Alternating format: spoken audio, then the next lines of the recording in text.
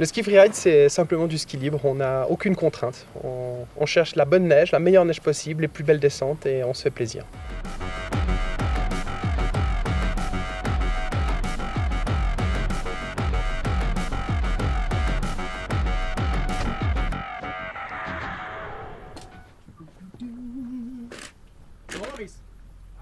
C'est en voyant des vidéos et puis aussi des compétitions qui commencent à arriver depuis les États-Unis qu'on s'est dit ça a l'air d'être un truc intéressant. On a essayé juste à côté du chalet à sauter quelques rochers.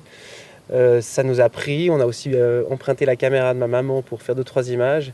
Et puis de fil en aiguille, on est arrivé gentiment au stade de professionnel où on en est aujourd'hui, quoi. Il fallait trouver une solution de partager ce qu'on faisait. Notre sport n'est pas organisé par une fédération. À la base, en tout cas, tout le monde se débrouille pour montrer son sport et le faire exister.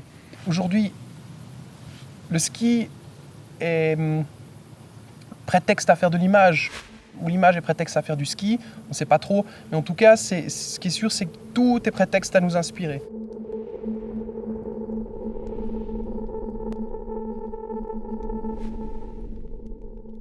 On vit de notre sport depuis à peu près 2006. On skie, on se filme, donc on a des projets de production d'images.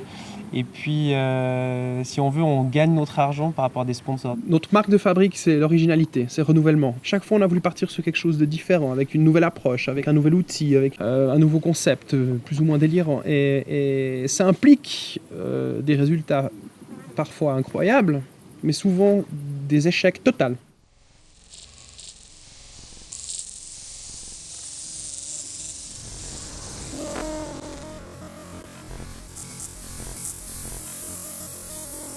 Déjà mettre le pigment sur la neige, c'était compliqué. La lumière, quand elle touche la couleur, ça chauffe la neige forcément. On a fait plein d'essais, donc c'était tout un défi. Et ça nous plaît aussi énormément dans ce genre de projet. Si on va attaquer quelque chose d'assez difficile, il y a déjà une peur de ne pas se faire mal. Et puis on a la crainte, une double peur, c'est de louper l'image.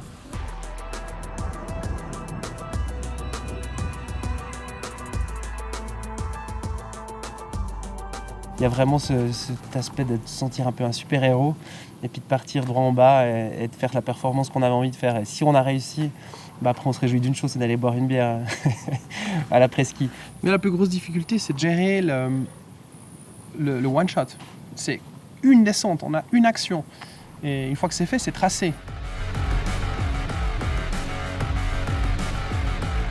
En fait, ça n'a jamais été une option de faire de la compétition. On a trouvé réellement un sport dans lequel on pouvait aller très loin, même devenir professionnel, sans répondre à une logique de compétition.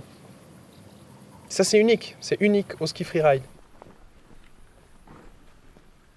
Quand on présente une première de film, c'est 1 année ou 2 ans de travail qu'on montre dans une salle. Chaque année, il y a plus de monde qui vient et puis, on se rend compte qu'on n'a pas fait tout ça pour rien. Et ça, c'est très très fort. Notre sport, qui était une niche, qui était un truc complètement fou, il y a 15 ans, on était des cascadeurs, est devenu un truc hyper populaire. Il y a plein de petits jeunes, toute une génération qui aujourd'hui va essayer de faire des sauts périlleux dans la neige poudreuse en bordure de piste.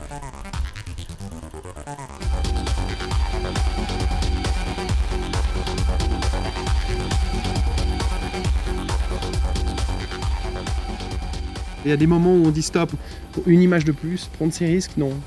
Là, j'ai plus envie, j'ai pas cette motivation. Ça nous arrive, oui, bien sûr. Je pense que c'est une certaine sagesse. Je me suis cassé le dos. Ça a mis 3-4 mois pour me remettre. Ensuite, Nicolas est parti une fois dans une avalanche. On connaît pas mal de gens, de près ou de loin, qui ont eu des accidents graves ou mortels. Alors, je sais pas si on a une faculté de vite l'oublier, vite passer à autre chose, mais c'est des grosses claques qu'on se prend et qui nous remettent un peu les idées en place, qui nous rappellent le danger de la montagne. Il nous en faut de temps en temps. S'il fait très beau et qu'il y a de la très belle neige, on est presque frustré si tout à coup il n'y a pas la caméra. C'est un petit peu la déformation professionnelle. Mais voilà, une belle journée, c'est poudre, ciel bleu et puis une caméra qui tourne.